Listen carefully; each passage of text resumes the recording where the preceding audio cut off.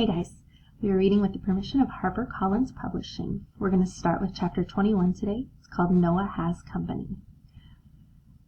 Noah walked alongside the glass wall of the aquarium in Penguin Palace. He could only think of one thing: going inside.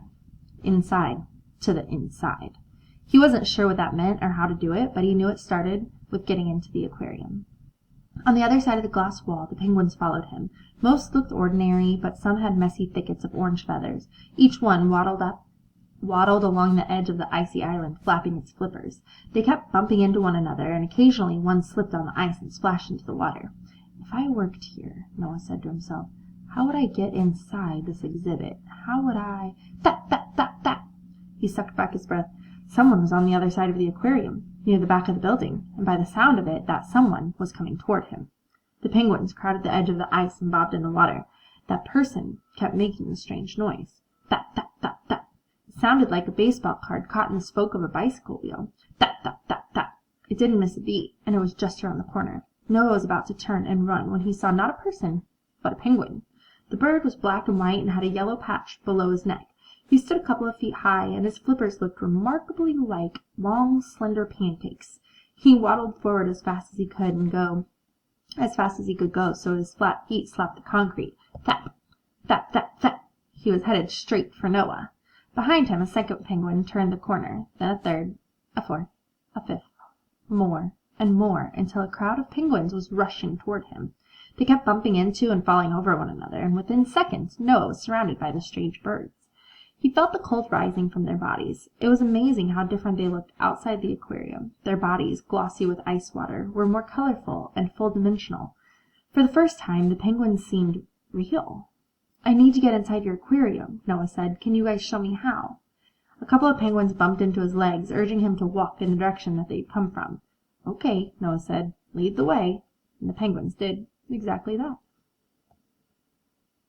Chapter 22. Ella becomes speechless. Ella and Richie sat in a quiet spot outside Metropolis under a lamppost, trying to figure out where Noah might have gone. Arctic Town, Richie said. All that stuff that happened with Blizzard, I'm sure he picked Arctic Town. What about the Forest of Flight? Ella asked. Or maybe he went to see that monkey with the long tail. I don't know. Me either. Ella stared up at the sky, a blank canvas for the portrait of her thoughts. For a moment, neither of them spoke. Then Richie said in a weak voice, Ella? Not now, Richie, I'm thinking. You're gonna want to see this, he insisted. Ella looked at him. His face was white. His expression was blank, as if he felt no emotion, or as if he felt so many emotions that they canceled one another out, like the variables in Mrs. Bless's mind-bending algebra equations. Ella's eyes followed his gaze, and she gasped with fright. Finally, Richie spoke very quietly. What are they? Ella had no words. Not for this. Chapter 23. Marching with Penguins. The penguins led Noah to a door in the wall opposite the aquarium. The sign read, Employees Only. 3 penguins jumped at the door and thrust it open. Inside was a narrow hallway with a steep wooden floor. The penguins led Noah up the ramp. A few feet ahead, the passageway swung around a sharp turn. One penguin lost its balance and rolled down the ramp, knocking over penguins like bowling pins. Looking dazed, but no less determined, the fallen penguins jumped to their feet and started their climb again. The hallway straightened out and headed toward the aquarium. Moments later, Noah felt cold air rising through the floor. The aquarium was directly beneath them. They reached an open doorway framed with ice. One by one, the penguins leaped through it and dropped out of sight. Noah leaned through the doorway to take a peek and slipped on the snow-covered ramp. He tumbled down and landed flat on the icy shore. The penguins following him behind him trampled across his back in single file. Each time Noah tried to yell, Stop! A webbed foot landed on his head and pressed his face into the snow. Finally, when all the penguins had crossed over him, he worked his way to his feet and looked around. The inside of the aquarium was covered in snow, frost, and ice. Penguins were everywhere, and the black eyes of each suited bird were pinned on him. Noah dusted the snow off his jacket. His breath rose from his mouth like steam. He didn't know what the birds expected from him, so he simply stated his purpose. I'm looking for a penguin named Podgy. One more. Chapter 24. Avalanche of Fur. Ella stared in disbelief. What are they? Richie asked again. 50 yards away, hundreds of little animals were charging toward them. They covered a long stretch of the sidewalk and spilled onto the grass. Standing just higher than someone's ankles, they were packed so tightly together that they looked like the rushing mass of an avalanche of fur. "Richie," Ella said slowly, "those things look like rats." "I was hoping you wouldn't say that, Richie," said. "Rats are friendly, right? I mean, that stuff in the movies about rats being mean. They just say that to freak you out, right?" "I don't know," Ella said. "You're the one with the big brain." As the animals approached, they grew noisier. Their pin-sized claws scratched the sidewalk and made a high-pitched shit sound. The animals were barking, but their barks were quiet and squeaky. "Yip, yip, yip." "Hold on," Ella said. "Those aren't rats. They're gophers." The closer they came, the easier they were to see. They had short legs, squat, chubby bodies, and heads that looked like furry tennis balls. When they reached the scouts, they surrounded them and sat up on their hind legs, exposing their fat, fuzzy underbellies. They watched Ella and Richie as if they were expecting the children to do something. Now that they were so close, their yipping sounds were louder than ever. "These are prairie dogs," Richie said, "not gophers."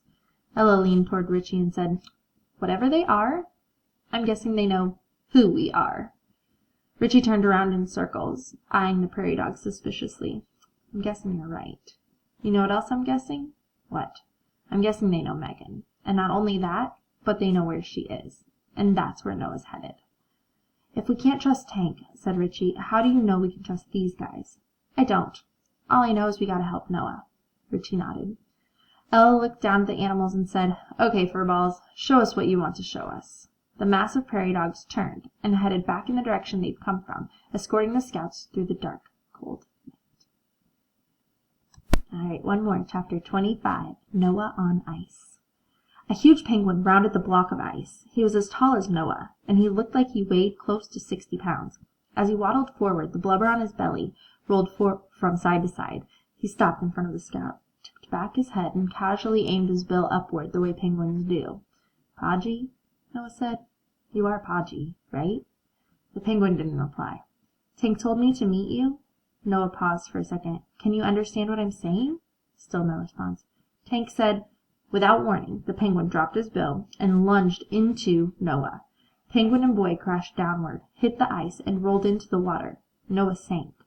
On one side was the icy island. On the other was the long glass wall of the aquarium. He heard muffled splashes, one after another. Penguins were diving in around him. They started to swim up and down the channel, churning the water. Noah panicked and gulped freezing water. His rear end struck something, the bottom of the tank. Looking up, he could see only the white undersides of swimming penguins. He pushed up from the floor of the tank, but a penguin struck him down. Dazed, he sank a second time. Around him the icy water churned. He felt faint. He was exhausted. He never should have trusted Tank. Tank had said the fate of the world depended on keeping the secrets of the zoo safe. Noah's life was an easy trade. Another penguin crashed into him. Noah gulped more water. He knew he was seconds away from drowning. Ooh, all right. Dun, dun, dun. Again, I keep leaving you on cliffhangers.